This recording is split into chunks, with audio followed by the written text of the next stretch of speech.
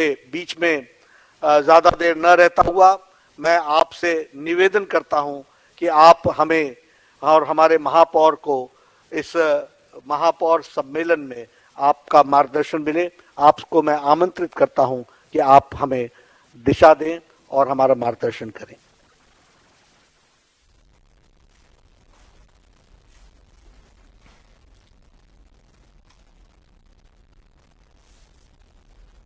नमस्कार।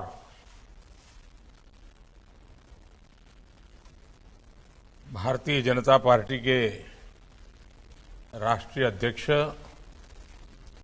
श्रीमान JP Nadda ji, party के सभी वरिष्ठ पदाधिकारीगण, गुजरात के लोकप्रिय मुख्यमंत्री श्रीमान भूपेंद्र भाई पटेल, संसद में मेरे साथी भाई सी.आर. पाटिल, देश भर से आए भारतीय जनता पार्टी के सभी महापौर, उपमहापौर, अन्य सभी महानुभाव, देवी और सज्जनों,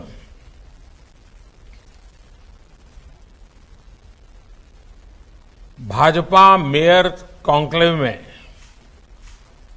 आप सभी का बहुत बहुत स्वागत है, अभिनंदन है। आजादी के अमृत काल में अगले 25 वर्ष के लिए भारत के शहरी विकास का एक रोडमैप बनाने में भी इस सम्मेलन की बड़ी भूमिका है। मैं भारतीय जनता पार्टी के हमारे राष्ट्रीय अध्यक्ष श्रीमान नड्डा जी को और उनकी पूरी टीम को इस कार्यक्रम की कल्पना करने के लिए, इस कार्यक्रम की योजना बनाने के लिए हृदय से बहुत बहुत बधाई देता हूं, क्योंकि अपने आप में सामान्य नागरिक का संबंध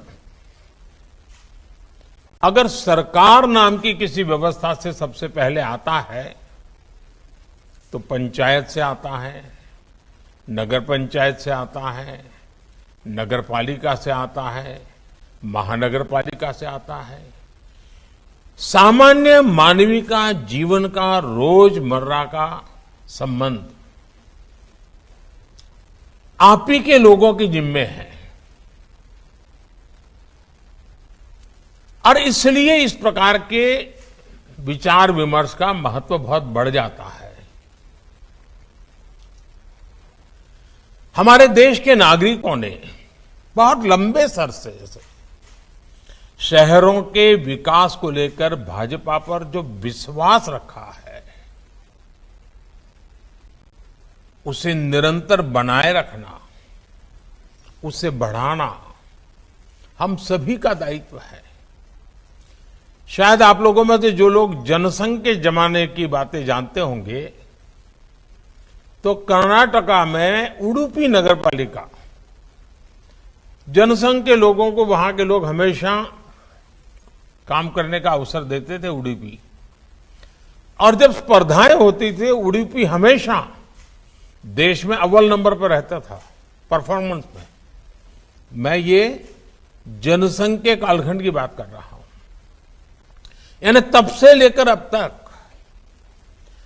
सामान्य मानवी के मन में एक विश्वास पैदा हुआ है कि अगर ये व्यवस्थाएं भाजपा के कार्यकर्ताओं के हाथ आती हैं तो वो जी जान से जो भी सीमित संसाधन हो उसको लेकर के लोगों के जीवन में कठिनाइयां दूर हो, सुविधाएं उपलब्ध हो और विकास प्लान्ड वे में हो, हैफाजेड ना हो।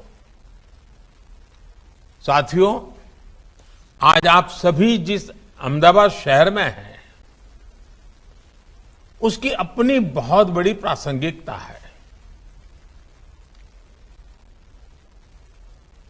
सरदार वल्लभ भाई पटेल कभी अहमदाबाद म्यूनिसिपैलिटी पार्टी में चुने हुए सदस्य हुआ करते थे, कभी मेयर के रूप में भी अहमदाबाद का नेतृत्व उन्होंने किया था, और यहीं से उनकी जो शुरुआत हुई देश के उप प्रधानमंत्री पद तक पहुंचे।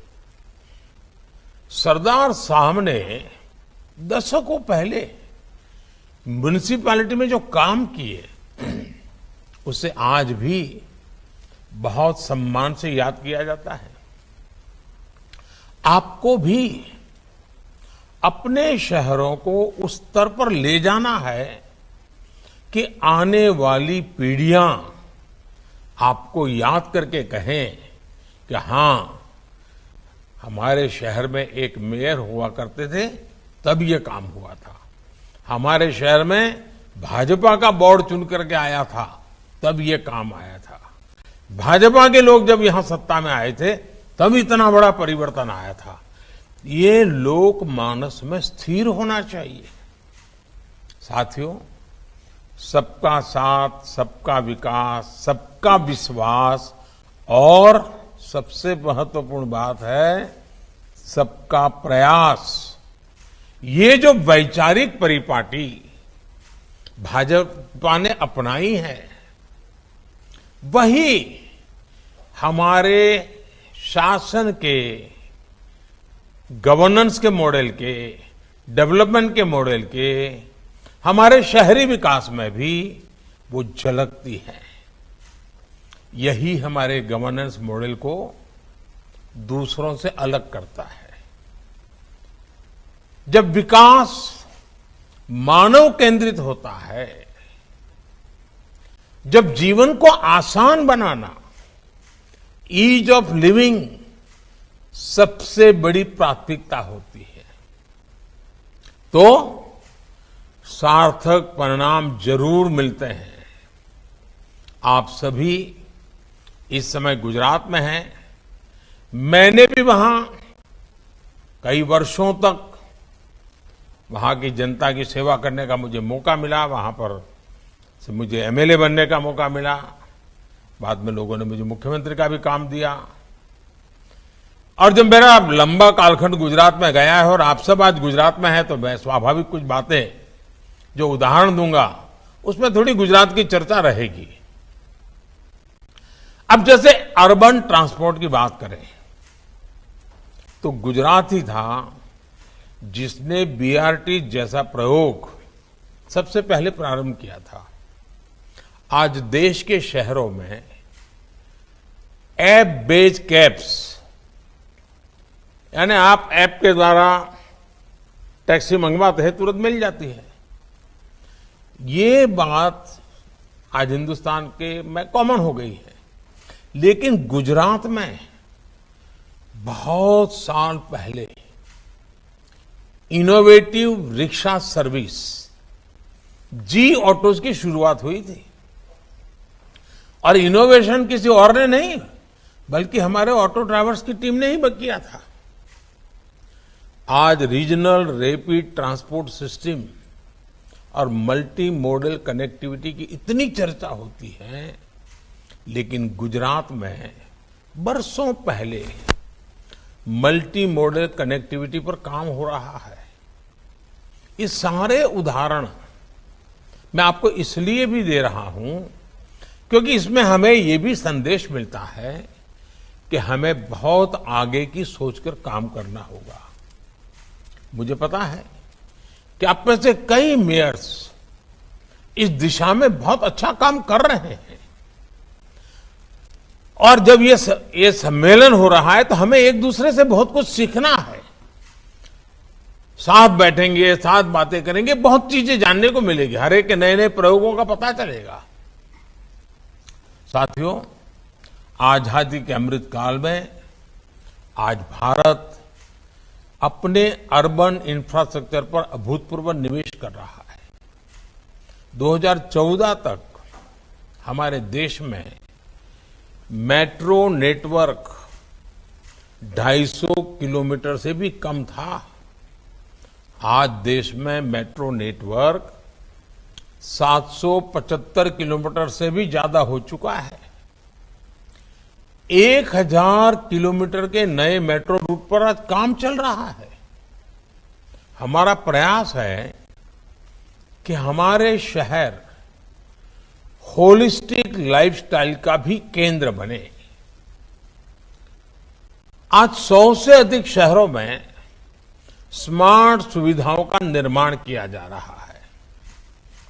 इन अभियान के तहत अभी तक देश भर में 75,000 करोड़ रुपए से अधिक के प्रोजेक्ट पूरे किए जा चुके हैं। ये वो शहर हैं जो भविष्य में अर्बन प्लानिंग के लाइट हाउस बनने वाले हैं। साथियों, हमारे शहरों की एक बहुत बड़ी समस्या अर्बन हाउसिंग की भी रहती है।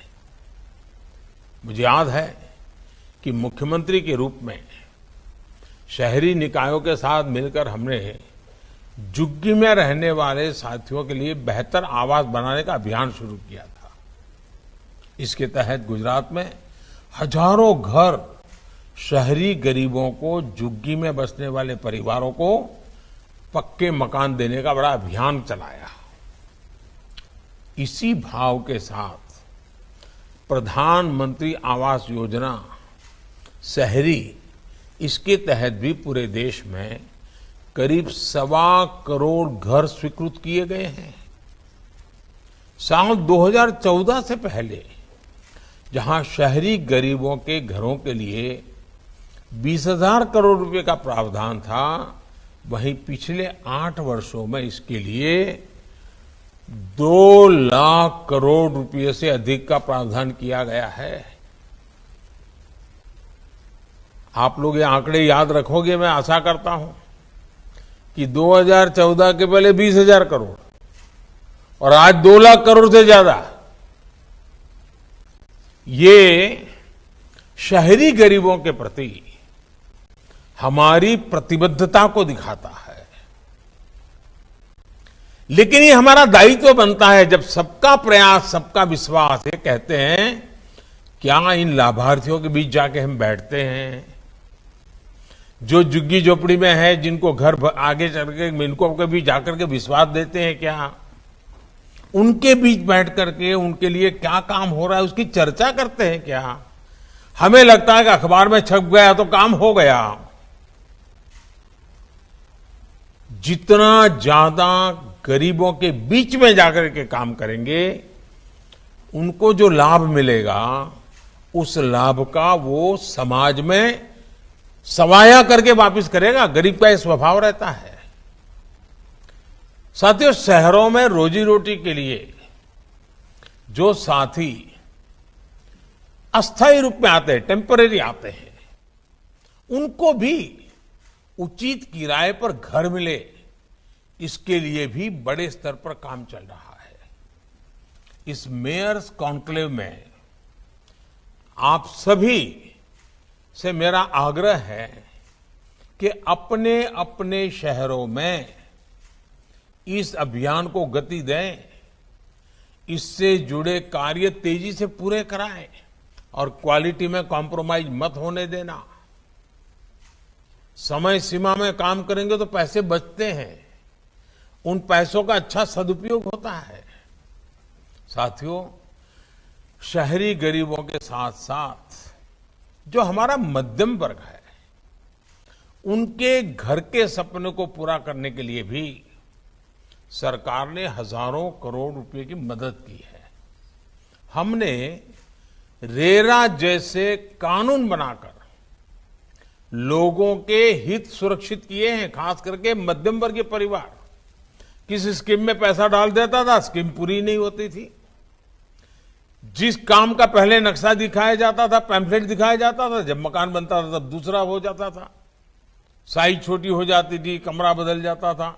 रेरा के कारण अब उसको ये अधिकार मिला है कि उसके जो निर्णय हुआ है वो चीज उसको मिलनी चाहिए।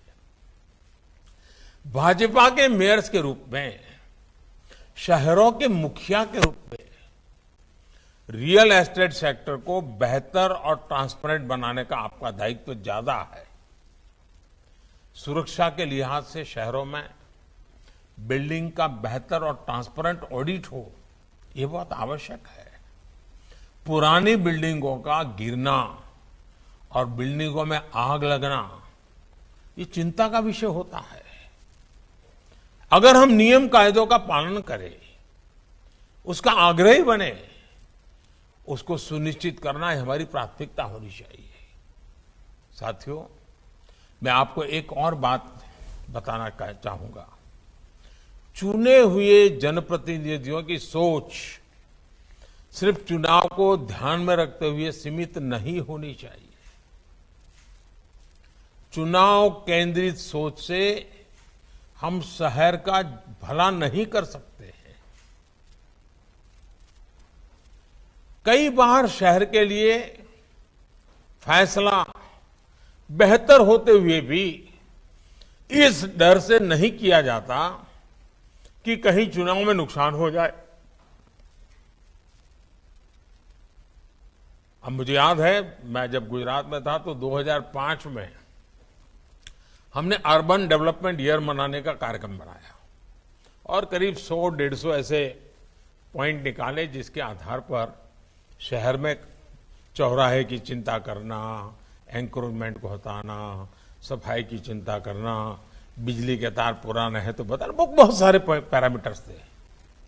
और जनभागीदारी से चौराहों के सुशोभन के लिए भी बहुत काम हुआ। अब उसमें एक मुद्दा था एंक्रोचमेंट हटाना। अब जब एंक्रोचमेंट हटाना शुरू किया तो मुझे मेरे गुजरात के भाजपा के नेता मिलने आए। उनका कहना था, साहब अभी तो हमारा कॉर्पोरेशन और पंचायतों का चुनाव आने वाला है, अपने कार्यक्रम कैसे ले लिया। अच्छा, मैं भी भूल गया था कि 2005 को मैंने अर्बन डेवलपमेंट ईयर बनाया, लेकिन उस समय चुनाव है, मुझे भी ध्यान नहीं था। जब सब लोग आए, मैंने कहा देखो भाई, अब ये बदल नहीं होगा। हमें लोगों को समझाना होगा, लोगों का विश्वास बढ़ाना होगा। मैं जानता हूं कि जब हम एंक्रोचमेंट को हटाते हैं तो जिसका जाता है उसको गुस्सा भी आता है, नाराजगी होती है। लेकिन मेरा अनुभव दूसरा रहा। जब हमने एक ईमानदारी से प्रयास शुरू किया तो लोग स्वयं आगे आए। लोगों ने जो अपना कभी आधा फुट, 1 फुट, 2 फुट कुछ न कुछ किया था, सबने हटाना शुरू किया। रोड खुल गए, रोड चौड़े बनने लग गए, क्योंकि उनको विश्वास हो गया कि यहां पर कोई भाई भतीजावाद नहीं है, मेरा तेरा नहीं है, एक कतार में जो भी है सबका हटाया जा रहा है। तो लोगों ने मदद की, अतिक्रमण हटा, रास्ते चौड़े हो गए। कहने का तात्पर्य यह है कि अगर हम सही काम करते हैं, जनहित में करते हैं, तो लोगों का साथ मिलता है, डरने की जरूरत नहीं जी। जब जनता को ईमानदारी दिखती है, बिना भेदभाव के अमल दिखता है, तब लोग स्वयं आगे बढ़कर के साथ देते हैं। साथियों, आर्थिक गतिविधियों के महत्वपूर्ण सेंटर्स के रूप में शहरों की प्लानिंग पर हमें विशेष फोकस करने की जरूरत है। हम चाहे या न चाहे, अर्बनाइजेशन होते ही रहने वाला है। शहरों का पर दबाव बढ़ने वाला है, शहरों की जनसंख्या बढ़ने वाली है, शहरों की जिम्मेवारियां बढ़ने वाली हैं, और ये भी सच्चाई है कि आर्थिक गतिविधि का केंद्र शहर में बहुत तेज गति से आगे बढ़ता है। और इसलिए हमें, अगर हम मेयर है तो मेरा शहर आर्थिक रूप से समृद्ध हो, मेरा शहर किसी न किसी प्रोडक्ट के लिए जाना जाए, मेरा शहर टूरिज्म के लिए आकर्षण का केंद्र बने, मेरा शहर उसकी एक पहचान बने। इन सारी चीजों में आर्थिक व्यवस्थाएं जुड़ी होती है। आपने देखा होगा, इस वर्ष का जो बजट है उसमें अर्बन प्लानिंग पर बहुत अधिक बल दिया गया है। अब यह भी आवश्यक है कि शहरों की प्लानिंग को भी विकेंद्रीकरण होना चाहिए, डिसेंट्रलाइजेशन। राज्य के स्तर पर भी शहरों की प्लानिंग होनी चाहिए, सिर्फ दिल्ली से नहीं हो सकता है। अब मुझे याद है, मैं जब चंडीगढ़ में रहता था तो चंडीगढ़ के नजदीक में पंचकूला बहुत अच्छा डेवलप हुआ, उधर मोहाली अच्छा डेवलप हुआ, हमारे गांधीनगर के बगल में पेथापुर वगैरह बहुत अच्छी तरह से नए डेवलप हो रहे हैं।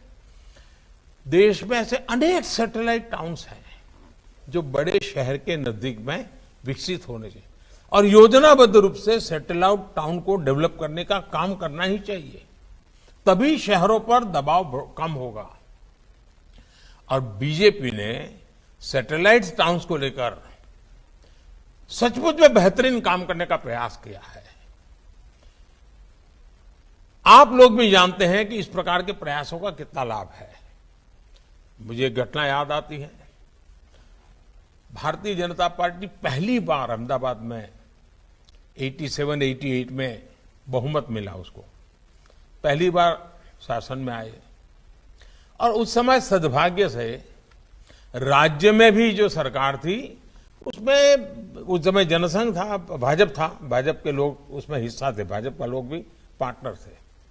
तो उस समय अहमदाबाद म्युनिसिपल कॉर्पोरेशन में सब हमारे साथियों ने विचार किया कि भाई अहमदाबाद के अगल बगल में जो 40-50 किलोमीटर के एरिया है, लांबा है, बोपल है, आमली है, गोरा है, गुमा है, ये सारे जो इलाके हैं, अगर वहां सिटी बस जाना आना शुरू कर दें, लोगों को आने जाने की व्यवस्था मिल जाए, तो लोग शहर में आकर के रहने के लिए जो ज्यादा महंगा खर्च करते हैं वो वहीं रहना पसंद करेंगे।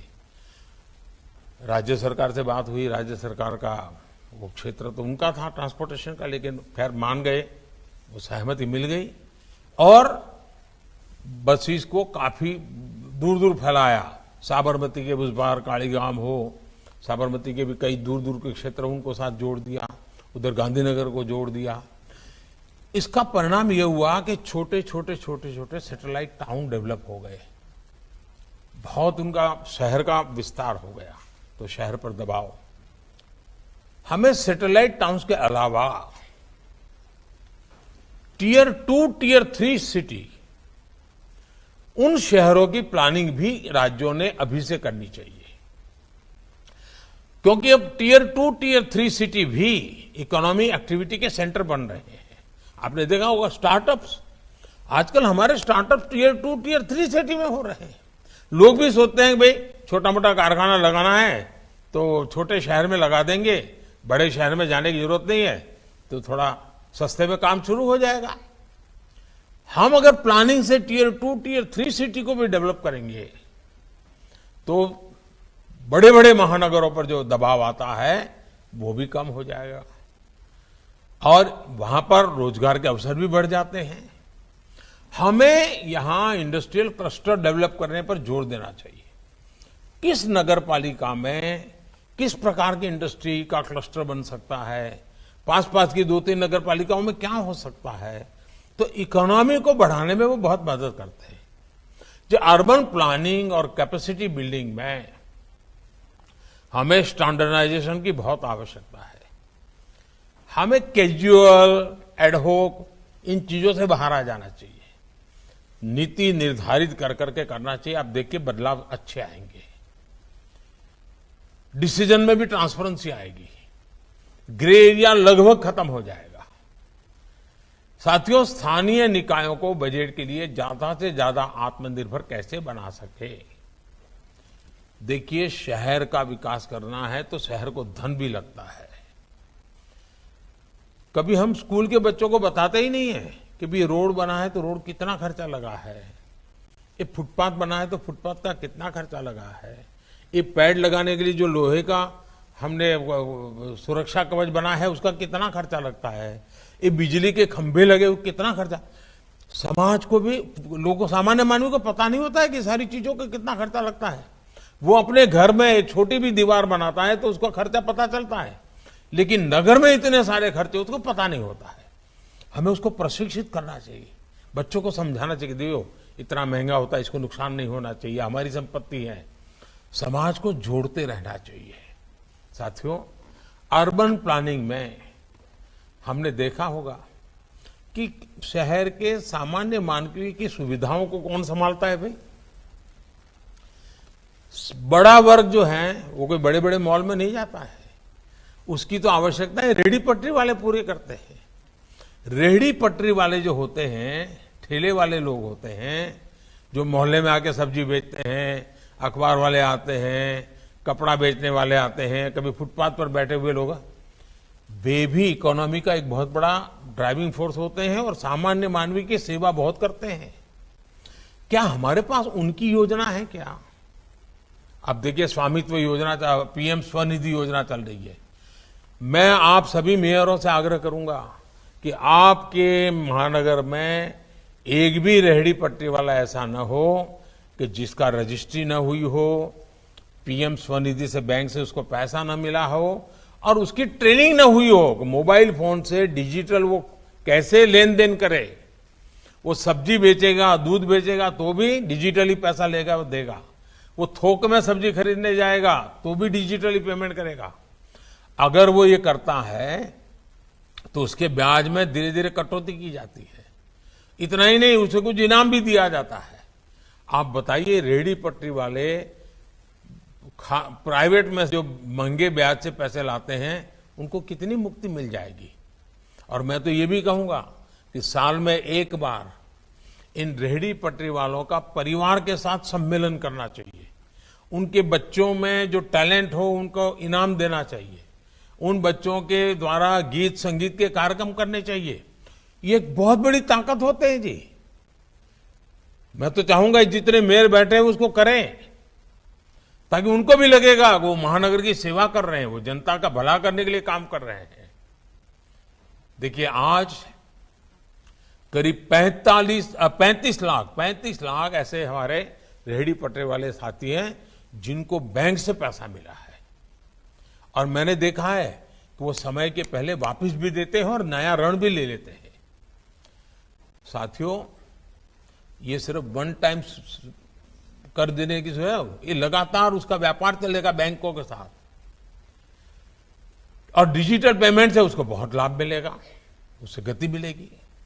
देखिए, पीएम स्वनिधि का आप अपने शहरों में व्यापक विस्तार करें और इनको होने वाली परेशानियों को कैसे आप कम कर सकते हैं, उनको ट्रेनिंग करो। आप उनके साथ बैठिए और उसमें आपकी ताकत बढ़ेगी। आप जरा उनसे बात करके देखो। साथियों, शहरों की समस्याओं को सुलझाने के लिए ये भी आवश्यक है कि हमें हमारी आदतें बदलनी पड़ती है। नागरिकों के बिहेवियरल में चेंज लाना पड़ता है, वरना हमने तो देखा है लोगों का स्वभाव कैसा होता है। कुछ लोग जल्दी उठ जाते हैं, क्यों? तो अपने घर का कचरा साफ करके बगल वाले के घर के सामने डाल देते हैं। फिर बगल वाला जब कूड़ा कचरा साफ करता है तो वो उठा करके इस घर के सामने डाल देता है। अब ये आदत कौन बदलेगा जी? हमने नागरिकों के स्वभाव को बदलना होगा। बिजली बचाने की आदत डालनी पड़ेगी, पानी बचाने की आदत डालनी पड़ेगी, समय पर टैक्स भरने की आदत डालनी पड़ेगी, गंदगी न करने की आदत डालनी पड़ेगी, स्वच्छता और सुशोभन का आग्रह करने की आदत डालनी पड़ेगी। इसके लिए मेहनत करनी पड़ती है भाई। और आप वहां के काउंसिलर, वहां के मेयर ये काम बहुत आसानी से कर सकते हैं।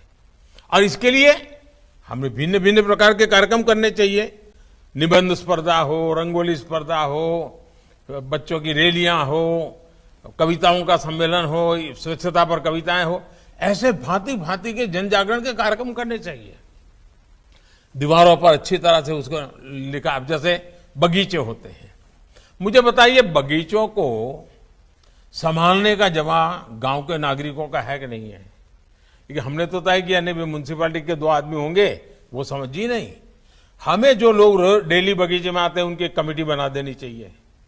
और हम ये भी कर सकते हैं कि भाई वहां एक टेम्पररी ऐसे बोर्ड लगाने की व्यवस्था की हो है कि भाई उस इलाके के जो बच्चे अच्छे ड्राइंग बनाएंगे तो चलो भाई शनिवार शाम को 6 से 7 यहाँ पर उनके ड्राइंग डिस्प्ले करेंगे। कोई अच्छे कविताएं लिखते हैं तो चलो भाई रविवार शाम को यहाँ पर कविता का पाठ बगीचे के अंदर सब नौजवानों को बुला करके करेंगे।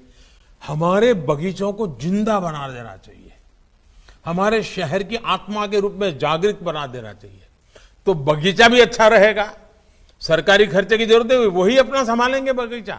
वही सोचेंगे भाई ये तो हमारी जगह है, इसमें हम गंदगी नहीं होने देंगे, पेड़ पौधे को टूटने नहीं देंगे। हमें नेतृत्व देना होगा। सब काम पैसों से होता है ऐसा नहीं है जी। अधिकतम काम जन सामान्य के समर्थन से होते हैं और ये चुने हुए जनप्रतिनिधि जितना ध्यान देते हैं उतना परिणाम मिलता है। और हमने तो देखा है स्वच्छता के विषय को देश ने उठा लिया। पूरे देश के हर घर के अंदर छोटा बच्चा भी स्वच्छता की बात करने लग गया। हमारे शहर में भी कूड़ा कचरा, गीला कचरा को कहां होगा, सूखा कचरा कहां होगा, उसको उठाने की व्यवस्था होगी। हम जितनी ज्यादा लोगों की आदतें बदलने के लिए आग्रही बनेंगे, मुझे पूरा विश्वास है कि हमारी व्यवस्थाएं विकसित हो रही हैं, उनका ज्यादा से ज्यादा लाभ हमारे नागरिकों को मिलता रहता है। हमें ये सारी चीजों को ध्यान रखते हुए आगे बढ़ना है, उसका आगे चल के काम में उपयोग हो गया। अब मैं एक बात बताता, हम देखते हैं कि सरकार की तरफ से सीसीटीवी कैमरा लगते हैं, जाता तो होम मिनिस्ट्री लगाती है, पुलिस के लोग करते हैं। लेकिन क्या ये सीसीटीवी कैमरा हम नागरिकों को, सरकारी दफ्तरों को कह सकते हैं कि भाई आपका प्राइवेट जो सीसीटीवी है, एक कैमरा घर के बाहर भी देखने के लिए रखो? कितने सीसीटीवी कैमरा का नेटवर्क खड़ा हो जाएगा, बिना खर्चे हो जाएगा। अच्छा, अभी हम क्या करते हैं, सीसीटीवी कैमरा का उपयोग क्राइम डिटेक्शन के लिए करते हैं। अगर ट्रैफिक कंट्रोल करना है तो भी सीसीटीवी कैमरा का उपयोग हो सकता है। स्वच्छता के लोग काम करने वाले समय पर आए कि नहीं आए, वो भी सीसीटीवी से देखा जा सकता है। एक ही चीज का मल्टीपल उपयोग कैसे हो? अब आपने देखा कई शहरों में integrated command and control centre बन चुके हैं, उन्हें भी मल्टीपल यूटिलिटी के रूप में उपयोग किया जा सकता है। और इसके लिए हमें जुड़ना पड़ता है। हम उसके साथ इन्वॉल्व हो जाते हैं तो हम कर सकते हैं। देखिए, आप सभी जानते हैं,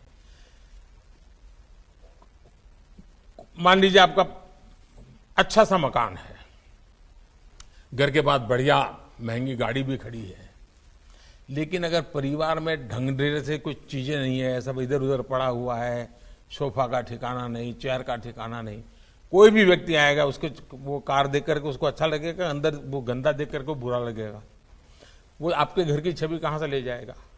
आपने कैसा व्यवस्था रखी उस पर कर जाएगा। आपका रहन सहन कैसा है? हमारे शहर की छवि भी हम कैसे रहन सहन रखते हैं इस पर निर्भर करता है।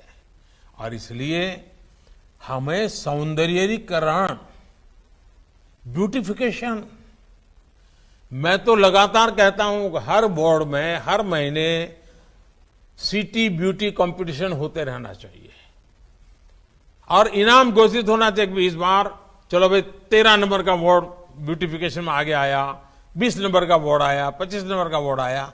लगातार स्पर्धा चलनी चाहिए और नागरिकों के बीच में स्पर्धा खड़ी होनी चाहिए। सिटी ब्यूटी कंपटीशन ये शहर का स्वभाव बनना चाहिए और दुनिया में नाम तब होता है ना। और इसलिए मैं चाहता हूं कि हमें शहर को व्यवस्थित भी रखना है, शहर को सुंदर भी रखना है। उन छोटी छोटी बातों का ध्यान हमें रखना होता है। अब देखिए, ये जयपुर पिंक सिटी, दुनिया भर के टूरिस्ट देखने के लिए आते हैं। क्या कारण है भाई? किसी ने तो पिंक सिटी बनाया। हमारा आनंद का भी देखेंगे, वो क्रीम सिटी के रूप में उन्होंने प्रयास किया है, तो धीरे धीरे उसकी एक पहचान बन जाएगी। अब आप भोपाल की पहचान क्या लोग कहेंगे? भाई तो झीलों का शहर है। यानी किसी ने कुछ न कुछ किया है, प्लानिंग किया है, तब जाकर के उस शहर की पहचान बनी है।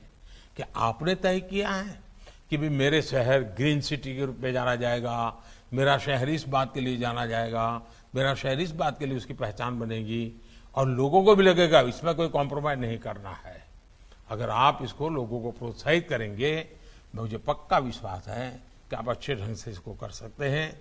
और टूरिस्ट भी एक बहुत बड़ा इनकम का साधन होता है। लोगों को मन करना चाहिए। आप यानी अच्छा शहर होगा, सुंदर शहर होगा तो लोग अपना रोजी रोटी उद्योग करने के लिए भी वहां आना पसंद करेंगे। और इसलिए मेरा आपसे प्रयास है, उसी प्रकार से जब सिटी लाइफ में परिवर्तन आता है तो उसका एक लाभ भी मिलता है। अब आप देखिए, अहमदाबाद में साबरमती रिवर फ्रंट, या आप कभी कांकरिया झील की बात करेंगे, किसी समय ये एक ऐसी स्थिति थी, वो नगर के लोगों को बोझ लगती थी। आज वो नगर के लोगों का गर्व बन गई।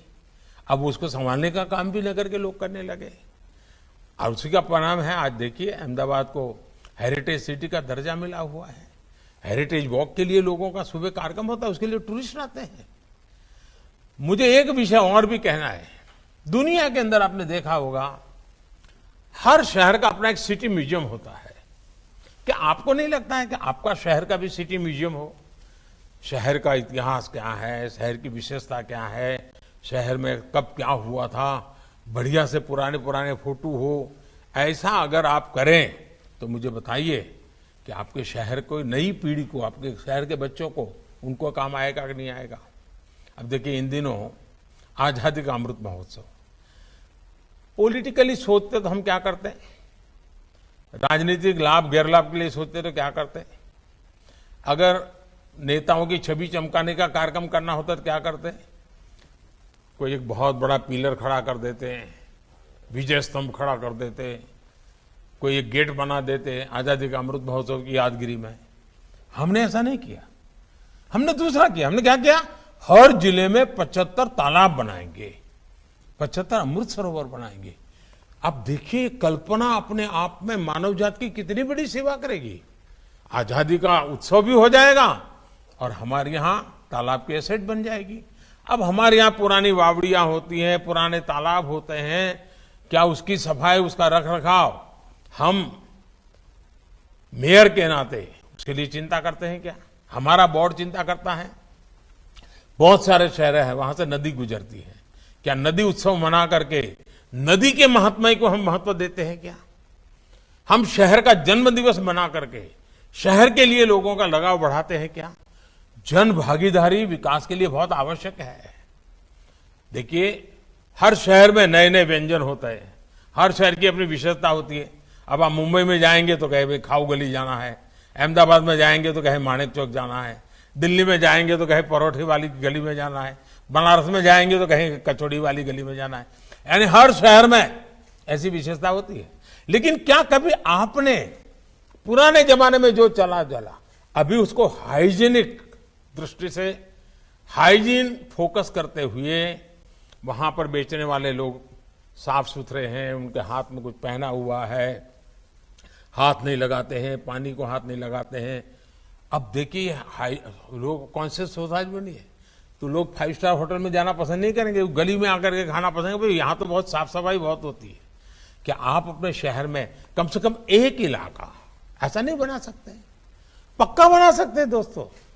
लोग याद करेंगे कि हाँ भाई पहले तो यहां ऐसे ही लोग खड़े हो जाते थे, कोई पानी पूरी बेचता था, कोई पकौड़े बेचता था, अब इतना शानदार हो गया। और जब शानदार होगा तो लोग 2 रुपये ज्यादा देने के लिए तैयार हो जाते हैं। सौंदर्य भी बढ़ता है, स्वास्थ्य के लिए भी लाभ होता है। ये सारी चीजें एक दूसरे से जुड़ी हुई है। देखिए बीते 8 वर्षों में सतत प्रयासों से आज स्वच्छता को लेकर अभूतपूर्व जन जागृति हम देख रहे हैं। लेकिन उसको भी अब नेक्स्ट स्टेज पर लेना पड़ेगा, हमें नेक्स्ट जनरेशन सोचना पड़ेगा। स्वच्छता को हमें स्थिर बनाना है, स्थायी बनाना है, तो solid waste management, waste to wealth, ये हमारी व्यवस्था का, हमारी योजना का हिस्सा होना चाहिए। 2014 से पहले की तुलना में सॉलिड वेस्ट की प्रोसेसिंग कभी 18% होती थी 2014 के पहले, आज हम 75% तक पहुंचे हैं। लेकिन वहीं रुकना नहीं है जी, हमें इस अभियान को और तेज करना है। शहरों में जो कूड़े के पहाड़ हैं उनसे मुक्ति पाने के लिए हमें अपने प्रयास बढ़ाने हैं। अब देखिए सूरत की बात होती है, इंदौर की बात होती है, कैसे हुआ? यही किया गया। अब तो इंदौर में तो कूड़े कचरे में से उन्होंने गैस का प्लांट लगा दिया है, कमाई शुरू कर दी है। यानी एक प्रकार से उसमें तो कमाई आना शुरू हो जाती है। सामाजिक संगठन भी उसके साथ जुड़ जाते हैं। और मैं चाहूंगा कि हम इस दिशा में प्रयत्न करें। कितने ही शहरों में देखते हैं कि युवाओं ने मिलकर के छोटे छोटे संगठन बनाए, एनजीओ बनाए, वो स्वच्छता का काम करते हैं, सुशोभन का काम करते हैं। आपको भी देखना चाहिए कि आपके हर वार्ड में ऐसी युवकों की कंपटीशन हो, वो ऐसे ऊर्जावान युवा आगे आए वे अब छोटी छोटी टोलियां बनाए और डेली आधा घंटा 1 घंटा, आधा घंटा 1 घंटा, कोई सप्ताह में 1 घंटा ऐसा दे। आदत डालनी चाहिए, आपको नेतृत्व देना चाहिए। नई पीढ़ी, नए नौजवान की पीढ़ी करने की शौकीन होती है, स्वभाव होता है, उनको अच्छा लगता है। सिर्फ उनको दिशा देने की जरूरत है और तभी जाकर के सबका प्रयास एक विकसित शहर, विकसित भारत बनाने के लिए काम आता है। और हमें विकसित भारत बनाना है तो हम इन चीजों को, देखिए भाजपा के मेयर का कार्य, भाजपा शासित निकायों का कामकाज अलग से अलग नजर आना चाहिए। और ये मेरी तो अपेक्षा है ही है, लेकिन आपका भी संकल्प होगा, आप भी चाहते होगा। और इसलिए अब जैसे ग्लोबल वार्मिंग की चर्चाएं बहुत होती हैं, पर्यावरण की चर्चाएं होती हैं, कभी नगर पालिका के रेवेन्यू की चर्चा होती है। क्या कभी आपने साइंटिफिक तरीके से आपकी जो स्ट्रीट लाइट है उसका ऑडिट किया है क्या? एलईडी बल्ब आपकी स्ट्रीट लाइट में 100% लगा है क्या? क्या आपने तय किया कि रात को 10 बजे तक ये लाइट जरूरी है, लेकिन 10 बजे के बाद ये इलाका है 6 बजे के बजाय 2 लाइटें होगी तो चलेगा, 12 बजे के बाद इस पूरे रोड पर 1 लाइट होगी तो भी चलेगा, सुबह 5 बजे के पहले कई जगह पे लाइटें नहीं होगी तो चलेगा। साइंटिफिक तरीके से, टेक्नोलॉजी की मदद से सब संभव होता है। कितनी बिजली का पैसा बचेगा, वो विकास के काम आएगा कि नहीं आएगा? पानी की मोटर, ये जो कितनी बर्बादी होती है, बचत होगी तो फायदा होगा कि नहीं होगा? और इसलिए हमें आर्थिक दृष्टि से भी और समाज हित में भी प्राकृतिक संसाधनों की रक्षा करना, ये हमारे एजेंडा में होना चाहिए। हम वेस्टफुल एक्सपेंडिचर के पक्ष में नहीं होने चाहिए। जितना ज्यादा इस प्रकार से काम होगा, आप देखिए बहुत बड़ा बदलाव आएगा। और मुझे विश्वास है कि हमारे सारे मेयर जब इकट्ठे हुए हैं, यहां से जब जाएंगे, एक नई ऊर्जा, नया विश्वास लेकर के जाएंगे, नए नए तौर तरीके सीख करके जाएंगे, एक दूसरे से बहुत कुछ सीख करके जाएंगे। और आप सभी मेयर का एक व्हाट्सएप ग्रुप बन जाएगा और हर एक मिलकर के एक दूसरे को संपर्क में रहेंगे। आपके नगर में क्या हो रहा है उसको भेजेंगे। सोशल मीडिया का एक बहुत बड़ा नेटवर्क, भाजपा के सभी मेयर का, भाजपा के सभी उप महापौर का, स्टैंडिंग कमेटी चेयरमैन का, हेल्थ कमेटी के चेयरमैन, सबका एक संगठन बनना चाहिए। संपर्क जीवंत होना चाहिए। सोशल मीडिया एक अच्छा प्लेटफॉर्म है। अगर इलाहाबाद में कुछ हुआ है और वो पुणे में पता चलता है तो आनंद होता है, पुणे में कुछ होता है और काशी में पता चलता है तो और आनंद होता है। हम जितना ज्यादा हमारा संपर्क जीवंत बनाएंगे, मुझे पक्का विश्वास है कि हम सब मिलकर के देश का भी भला करेंगे, अपने शहर का भी भला करेंगे और अपने जीवन में एक संतोष की अनुभूति करेंगे। इसी एक अपेक्षा के साथ आप सबको बहुत बहुत शुभकामनाएं, बहुत बहुत धन्यवाद।